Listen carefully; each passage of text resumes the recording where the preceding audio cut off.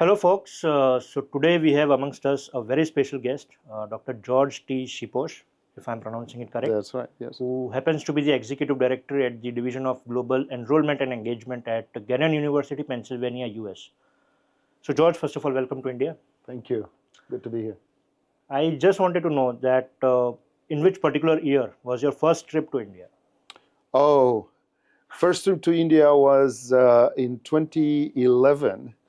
I was still back in corporate Japan working for Toyota Motor Corporation in Japan at the time. Okay. And then I started coming back for education fairs 2 years ago. So Fantastic. Almost 15 years now. yeah, but there's been a big gap in the middle. Okay. And I was only in Delhi at the time working with the Toyota India. Toyota. Yeah. So such a diverse portfolio. Right. Well, I moved from university. I'm originally a professor of Japanese culture. And I moved from teaching to corporate, from corporate to administration universities, and here I am now. Glad to have you. Thank you. So, George, basically, there are quite a few questions that a lot of aspirants who are planning to study in the US in the upcoming years, and quite naturally so, students and parents do have certain questions with whatever's going around, right? Exactly. So, we would just want to know from your experience. A lot of students are fortunate enough to have the F1 in the US. Sure. In your opinion, what should the students do to make the most of this academic opportunity that they get in the US? Right. Look, it's very important for students to understand one very important fact that we always tell them, to be honest. Every time they go into an orientation, every US university, I'm sure, tells them a few basic things. Look, you are here on an F1 status. That is a student, non-immigrant status. True. You have to keep that in mind. It's not just something you tell the consular officer to get your visa. That is the reality of your status. And the reality of your status means that you have come to the United States to study, to improve your education, to get a degree, and to then graduate and pursue a career worldwide. Many of our universities in the United States are still maintaining the highest standard of education. That means that you can get a job anywhere from Japan to Latin America, from Latin America to Norway. There's no barrier there. However, while you are studying, while you are on your F1 status, you are not allowed to work off campus. Okay. You can only work on campus and up to 20 hours a week, unless it's a vacation and you already have a social security number and you're able to then add more hours. Right. So you have no class, because your main target while you are in the US has to be your studies. So how do you make the most of it? Go to your classes, get best grades in your classes, work on campus if you find a job. If there's a good job, I mean, in my university at Gannon, there's like jobs from like the cafeteria and facilities all the way to the offices of human resources, of student counseling, my offices. There are jobs. You have to, you apply, you can add a 10, 15 hour workload per week. But your target is study. And then join the other activities on campus. Be with the Indian Students Association, but also be with the Badminton Association, be with the cricket club, be with the soccer club, be with whatever other groups, the math club, the chess club, whatever, everybody has those. You know, take advantage of that and put in your CV, because that employer, when you're going to look at an employer, they will look at all of that. That shows initiative, that shows teamwork, that shows the ability to be in different environments. You know, education in the United States is very dissimilar to India. It's very different than the one in India, where we try to create a comprehensive sort of experience that includes your studies and includes your social life and includes your leadership skills and includes your competitive skill. You can participate in all kinds of competitions and so on. Take advantage of all that. Indian students are very hesitant when it comes to that. And we tell them, look, I am the faculty advisor at my university for the Indian Student Association. There are almost 700 Indian students on my campus. And we organize all kinds of activities. You know, we make sure that the Navratri is there, that the Holi is there, that the Diwali is there. We want to do all of that, and we do it together with the Erie community of Indian community, right? But in addition to that, I keep telling the president of the association, the vice president of the association, invite others, bring them into your culture. Teach American students about your culture. Teach French students, Italian students about your culture. And then go to their events. Participate in their events. Absolutely. Mix in. Take advantage of that environment. That's why it's there. That's how you make the most of it. Fantastic answer. Fantastic inputs. Thank you. So if I'm not mistaken, networking outside your comfort zone and assimilation is the key. That's absolutely right. That's okay. Don't we talk about networking now in like business and everything? It's all about networking. It's all about who you know, where you know it, who's supporting you, who is able to give you a recommendation. Don't we go on LinkedIn and ask all our, please endorse me for marketing, endorse me for management, endorse me for IT. Of course we do that. It's the same thing here. Being a student in the United States comes with another perk. You never finish with that university. You are always associated with that university, whether you did a master's degree or a bachelor's degree. As an alumnus and alumni, as alumni of that university, as people who graduated from that university, you are always of that university. You belong to Gannon University for the rest of your career and of your life. You'll always be invited to come back. Do you know what we call the celebrations, yearly celebrations of Gannon? We call them homecoming, coming back home, because that university is your home. And every time you will go to a job interview, you will be of Gannon University. That is the power of that degree. And then within that network, then I can always reach out to you. If you're somebody who graduated at Gannon 2 years before me, 6 years before me, 10 years before me, and reach out and say, hey, look, I'm trying to upskill myself. I'm trying to get a job. I'm trying to do whatever. Within that network of alumni, you can do that. We help each other because we care about being from Gannon. Right? Covers almost 360-degree aspects of what we wanted to know. Okay, good. So are we done? Can we finish here? We're done? No, not yet. Long way to go. Okay, thank you. Another question that honestly most of the students have, probably in this part of the world especially, they are quite worried about three aspects. One is they always are curious to know about the high demand programs, even if it belongs to their field of study or not, but they're always interested to know that. Secondly, they are keen on knowing more about the academic requirements at the undergrad or graduate level, and the budgetary requirements. So at Gannon specifically, I would want to know which programs are the ones that you would consider as the high demand ones. What are the academic requirements at the undergrad and grad level? Is there any special program that has even higher requirement? And what are the typical budgetary requirements that students and parents should be aware of? Right. So one thing that I tell students when they come to meet with me in any market, not just in the South Asian market, not just in India or Gujarat, I always tell students, look, education is not like shoes. You don't buy education like you buy shoes and then you go exchange them tomorrow because they don't fit. True. So you need to choose with much more wisdom and much more selection, ability and power and research than you would a pair of shoes. I'm not talking about even bigger, like a house or electronics. Education is for life. Like I said, in our minds, as American higher education leaders, the university stays with you forever. So, what are the programs that are the most productive or profitable? You know what? There's good news and bad news about that. The good news is that in the United States higher education system, you can choose a program that fits you best. The bad news is, will the job market want that specialty the moment you graduate 4 years from now?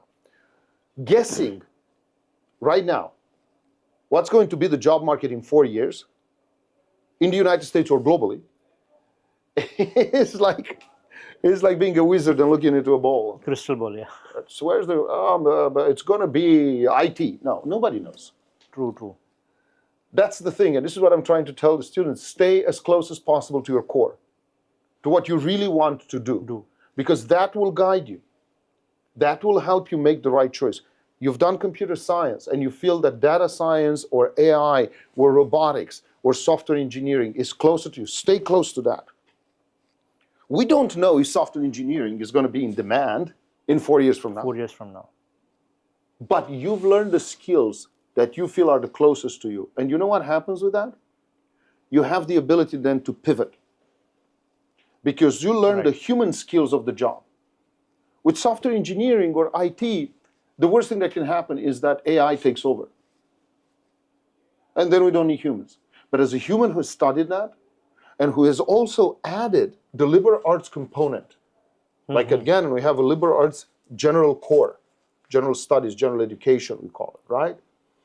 Where you take courses in different fields that help you think differently. Because if it's a social science course, you're going to think differently than if it's a hard sciences course, or if it's computer sciences course, okay?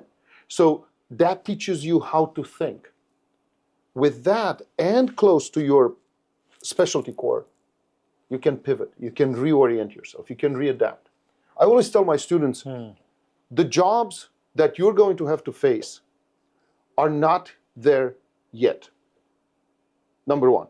Number two, you have to have the ability, when you graduate, to create the niche for yourself. You'll say, I'm a software engineer, but I know how to do AI, and now I know how to do robotics, and I also understand the history of Mesopotamia. What do I do with that? I'm going to create a VR about Sumer. Right. And that's your niche. You will need to get to the point where you create your job opportunities. And that's what we're trying to teach in the United States. That's why we do common courses, and then we do specialty courses. Okay. Now, when it comes to money, money is very important, right? I mean, we need to be aware of how much we spend. The United States higher education, is now being in competition with higher education systems that are much cheaper. Indian students want to go to Germany, they want to go to Cyprus, they want to go to Belarus. Okay, fine. Do go there. The impact is not going to be the same, not because I'm in the higher education system of the United States, but that's the reality of it. Okay? You're going to spend less, but you'll also earn less. True. So the question then is, what is too much? What is that the student can afford? So what Gannon does in this respect, we try to adjust our tuition based on the markets that we're active in. This is for undergrad, for bachelor's programs. Okay. Master's programs are pretty much the same. People get a scholarship if they get accepted and so on. So what does an Indian student have to spend in order to get to Gannon? We created packages that basically include your tuition that is set for 4 years. My normal tuition ranges from like $38,000 to $41,000 per year. I'm a private school, private Catholic liberal arts school. This is the cost. But in order to be competitive in a market like India, where everybody is extremely price conscious, as they should be. I mean, it's not like you should spend money left and right. We have a package that basically includes your tuition, that includes your room and board. Students, their first 2 years, if they're under 21 when they join the campus, they must live on campus. On campus. They must live on campus. We have 18 dorms. They have to be in the campus. They have to be in the meal plan for those 2 years. Why is that? It's part of that comprehensive experience. You live on campus, you're with the other students, you eat on campus, you don't have to worry about food and all that, about cooking and all that. You have it all together, right there on campus. Okay? It's part of that educational experience. So, plus health insurance and fees and so on, we bring the whole thing at around $25,000, $26,000 all inclusive for undergrad students. Okay. The logic behind that is, so let's put it, that's the first 2 years. It goes a little bit down after that. Let's say you move off campus, you rent something with like 3 other girls or boys, or like I make fun of them every time when with their parents. I say, so then you find a girlfriend and you want to move in, and then the dad is like, no. I love that. In India, it's always fun to do that because people are very conscious about it. No. So then you move off campus and you maybe decrease some of the expense. But let's say altogether you spend $100K for 4 years of undergrad. You graduate with that. Let's say that's your debt. The value that Gannon offers is, first of all, 92 to 95% of our students get employed. The rest usually go into master's programs or grad programs or go to medical school or whatever. Depends on, okay? So they get employed. The employability is really high because we are aligned to the market, to the job market. We really look at the job market. We add programs as they're needed and so on and so forth. So you graduate from a STEM program, right? That means in the United States that you have those 36 months of optional practical training. Right? You're allowed to work on that F1 visa for 3 years. With a STEM degree, your starting salary right now, let's say you come in from engineering or you're coming from computer science or other STEM programs like economics, we have a bachelor's in economics that's STEM designated, right? You're looking at a starting salary, okay, let's say conservatively 60 to 65,000. Okay. Conservatively. It's higher than Higher. But let's go with that. In the first 2 years of your OPT, you basically covered that expense that you put in those 4 years of school. And you also start making some money on top. Of course, you have living expenses and you have food expenses. I'm not ignoring that. But looking at the numbers strictly, the third year of your OPT means that you're generating already your own money that can go towards your own investments, towards your own retirement, and so on. That's a value university. That's a value university. That's how we think about it, okay? For master's degrees, usually they pay per credit. It goes anywhere between $770 at this point to $1,265 per credit. Okay. Most of our programs, almost all of them, are 30 credits, so all of that is times 30. If you qualify to be accepted, if you are accepted into one of our master's programs, with a few exceptions, you will get a scholarship. Right. The scholarship is $2,500 per semester for full-time enrollment. That to us means 3 courses, 9 credits. Okay. So for those 3 semesters at least, you can finish in 3 semesters, right? Then you get a $7,500 scholarship on them. So your price varies anywhere between $24,000, $25,000 for the full program to like $30,000 for the full program. For a computer science, engineering program, those are the highest level programs, right? We usually look at 68%, 70% for acceptance. We look at, across the board. 3.0 GPA. For some programs, it goes a little bit lower, 2.8. It depends. Right. And then, of course, English scores like IELTS 6.0, Duolingo 110. We take Duolingo as well, and so on. So these are the requirements for you. You will have to submit a statement of purpose. Be careful with the statement of purpose, especially at agency level, because we get some of the most hilarious AI written statement of purpose. I mean, we laugh out loud when we read them. They're like hilarious because you can tell immediately that AI. AI generated. Say like, okay, that's it. We immediately reject that application. So like, somebody sent us a statement of purpose about elephants.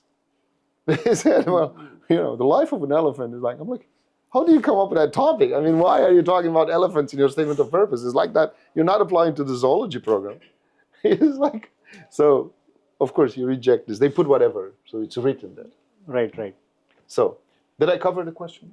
Yes. Okay, good. I can't remember all the elements of the question. So. Not an issue with that. The third and the fourth question, we would be certainly going one by one, but those questions are, quite sentimental when it comes to the applicants and their parents. Yeah.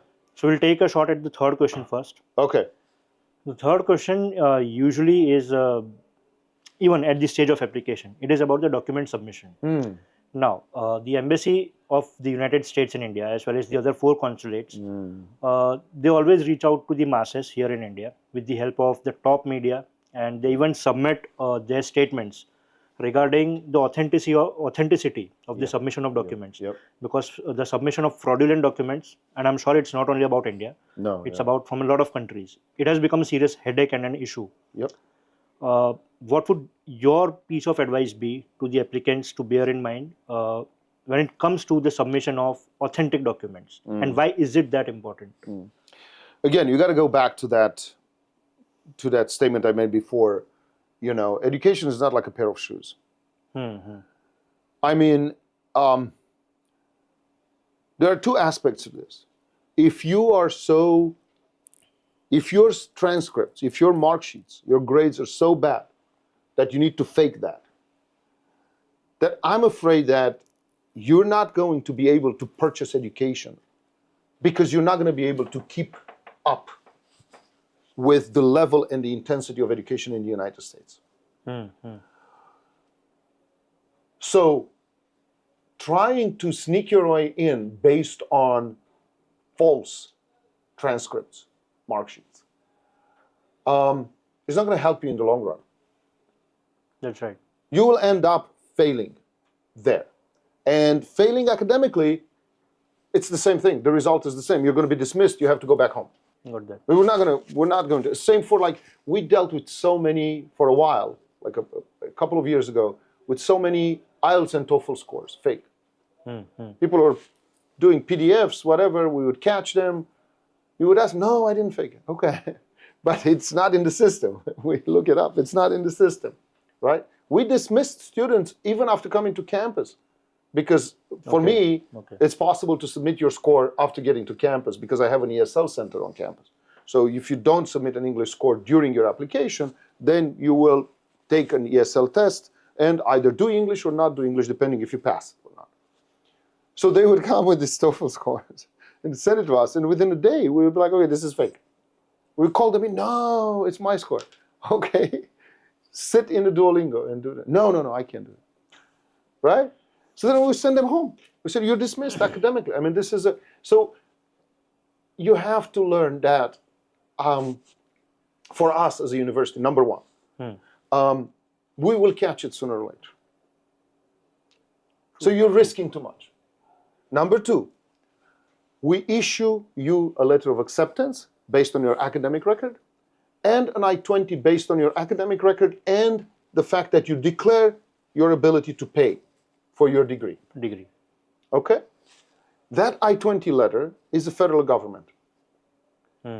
If you lied to you at Kanan, or if you lied to me, you missed it, my regional employees missed it. Let's say my team in Erie missed it. So I have all these layers, right? And we all miss it. Okay. We issue an I-20 based on those documents. So we issue a federal document based on a lie. So you basically lied not to me, not to you, but to the federal government of the United States. Yes. What do you think is going to happen when they catch you? You're deported and banned. You're done. Not only that, but it always comes up. The fraud prevention officer at the embassies and the consulates are very good. They know where to look for. You don't want it to get at that point. If it gets to that point, it's bad because then they're going to ask me, how did you not catch it? Then I ask you, how did you catch it? Because they all have a contractual agreement there. Right?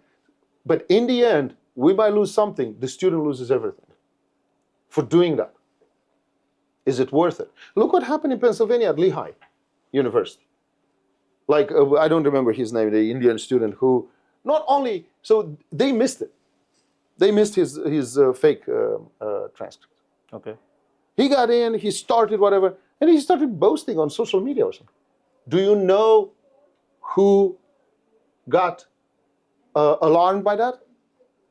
Not the university, not the agent, the federal government. The FBI went after him, they sued him. He's in court, I think he finished, I think he's been sent back. He's deported and banned for life. Was it worth it? Why would someone want to do that? That's right.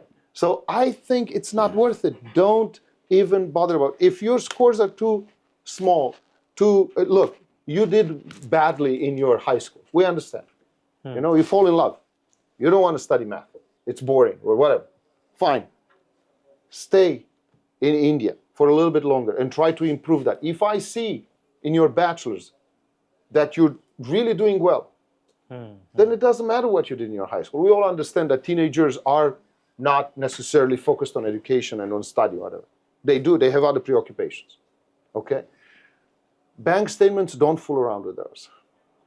I mean, people try to issue fake bank statements. Those are the easiest to catch. We immediately called the bank, we asked about the account, don't play with that. It's not a toy, it's not a game. You're playing with your future. Education is not a pair of shoes. And it's fundamental ethic, right? Not to submit something that doesn't belong to you. Exactly. Exactly. I mean, we've seen all kinds of fakes, like pictures pasted on top of somebody else's documents. And so all kinds of it. We've seen it all. We catch it. In between you and my employees in India and my team in Erie, Pennsylvania, one of us will catch it. Yeah. Nice system to have. Yeah. Moving further, we do come to a question that has kept all of us glued to our TV sets for almost 6 months now.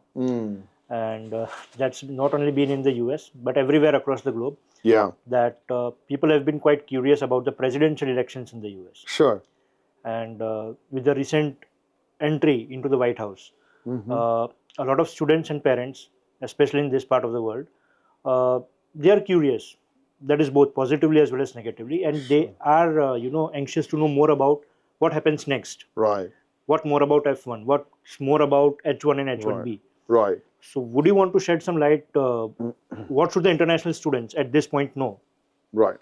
So, let me preface this by saying, I am not connected with the White House leadership or anything. So, I am basing my analysis or my understanding of the situation, number one, on precedents. So what happened during the first Trump administration, as well as on what I believe is the overall interest of the United States, as it's been stated by the current administration, by Donald Trump, by the group of technology leaders that who are surrounding his new administration. Correct. So what we're seeing right now, in my opinion, is the flurry of a incoming political leader who wants to show that he's holding on to certain promises. Some of them are not constitutional according to the laws of the United States. Okay.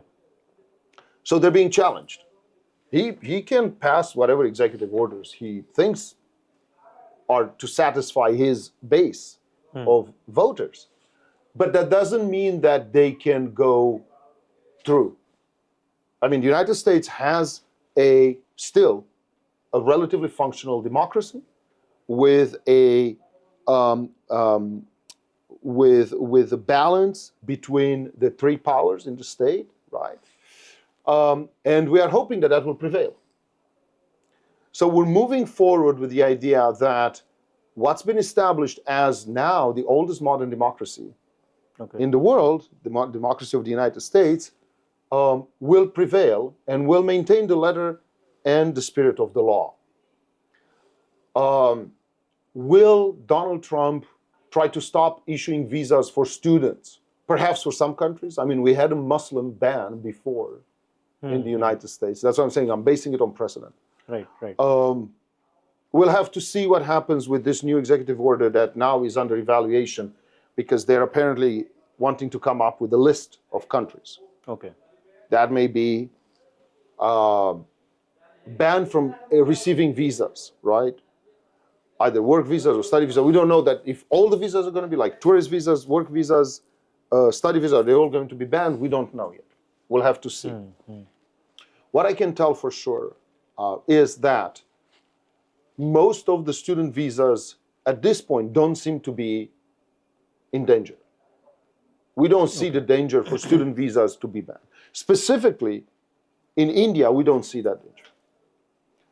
I think Donald Trump and the people around him have expressed the fact that India provides a lot of the technical minds in terms of labor force in the United States, and even that they were willing, as we've seen some of the voices around him say, to create pathways for students who graduate into work visas, which would be great. I think that would be a great thing to keep those minds in the country and integrate them into companies in the corporate world and so on. What will happen in the end is still up in the air. We're still in the first month of this new administration. Right. Things will quiet down. They will calm down. After this flurry of executive orders, I think there are like hundreds of executive orders being signed by the president.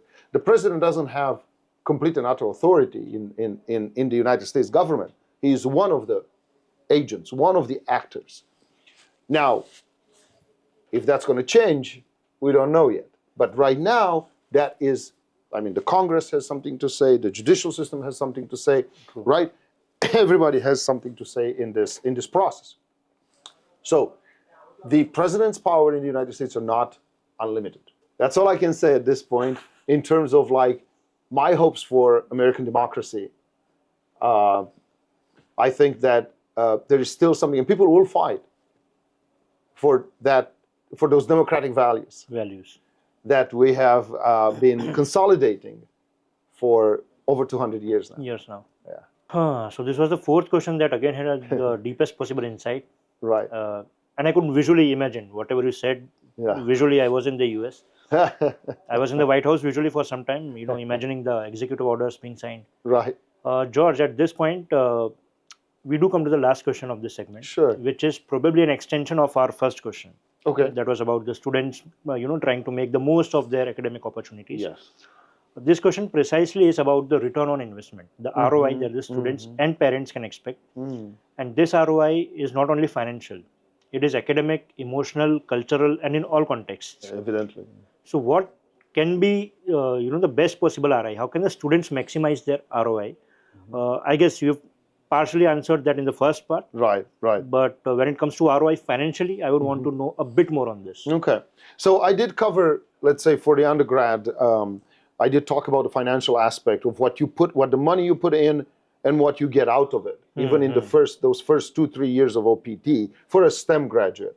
Because a non-STEM graduate has 12 months, 1 year to work. And it might be a little bit tighter depending on, again, on the degree that you're in. Because there is a huge difference between a non-STEM degree, for instance, in like a BBA, that is a non-STEM degree, but has like very clear skills and professional acumen that provides to you, in addition to the education, as opposed to maybe, and I come from the humanities, right, and social sciences, but as opposed to a degree in history, for instance, or in literature, right, where the return might be slower.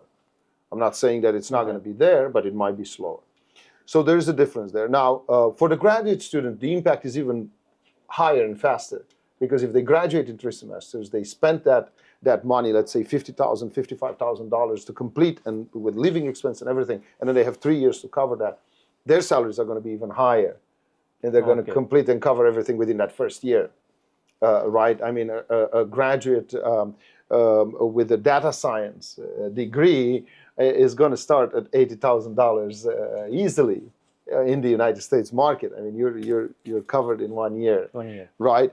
Depending, of course, on the companies and depending on the region that you're. I mean, all of this is rearranged. In the United States, it's not the same if you work in a state where the living expenses are much cheaper. Let's say in the southern states, I don't know, Mississippi or Tennessee or Oklahoma, as opposed to living in California, right? So then in California, the salaries are aligned to a certain extent to the cost of living. To the cost of living, right? You need to do that. You're not going to be able to. Or New York, you go to New York City is different than upstate New York.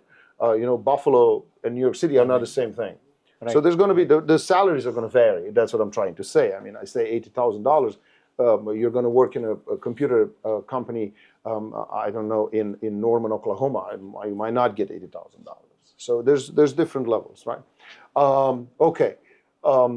Emotional return. So let's put it this way. I am myself an international student in the United States. I went to the United States 25 years ago as a master's student at the University of Pittsburgh. I did my master's at Pittsburgh. I did my doctorate at the University of Chicago, and I stayed.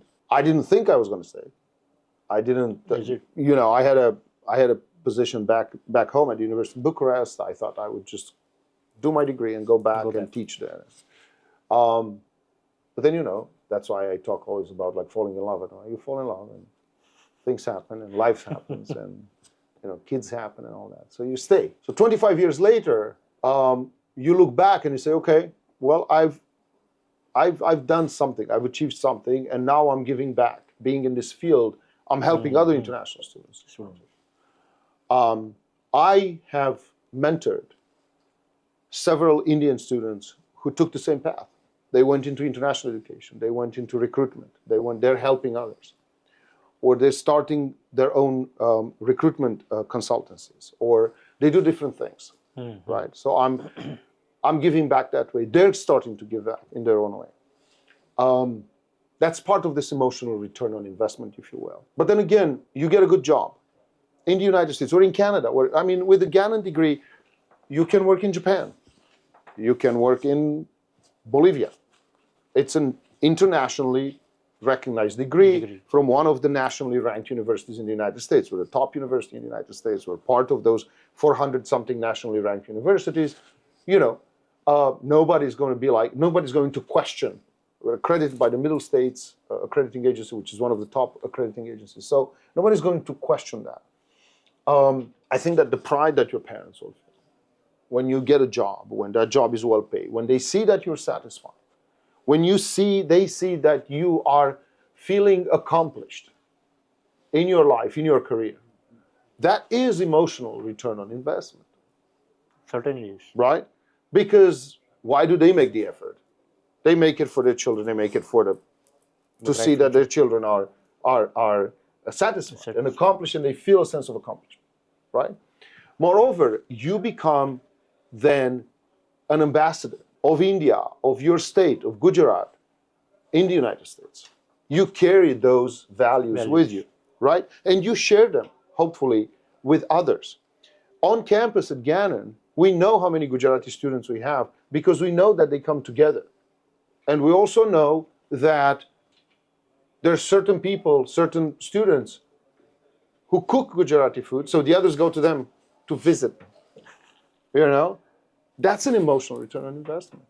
That they have the pleasure of cooking Gujarati food and sharing it with their compatriots, with the people from Gujarat, but also with other people. Right? And so on and so forth. Finally, I want to mention this one thing that nobody thinks about. But there is something extremely relevant. And coming to India so many times, you realize how many differences there are between the states.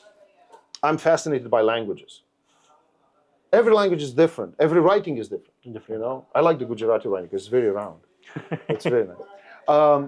So that's interesting because once you get out, you immediately, while you still identify as a Gujarati, you start thinking of you more as an Indian. You understand your own identity. You place yourself in a completely different emotional state of mind because suddenly people from Telangana and people from Uttar Pradesh and Punjab, and they come together and they say, okay, maybe within India we're all from different regions and we have different histories and we have different languages and all that. But when you come out, ultimately we're all Indian. That's an emotional return on investment. Gives me goosebumps. I'm glad. Probably this was the longest conversation that we had. Oh, we had I'm this sorry, conversation. No. In fact, I'm saying it on a very positive note. Okay. We had this conversation with 4 other compatriots of yours. Okay. And this was the longest, quite insightful, quite wonderful, quite practical. Good. So this is not just any other conversation that we had. This usually comes from someone who's stayed in the US for 25 years, who's worked probably in different countries, who's interacted with a lot of students at this point when you were a student at some point. So you can understand that academic cycle. Correct. You can understand the butterflies that they have in their stomach. Absolutely. So certainly, I'm sure that whenever this podcast gets published, it's not only the students who are planning to study at Gannon, but anywhere across the globe, they would certainly receive a lot of assistance and deep insights from it.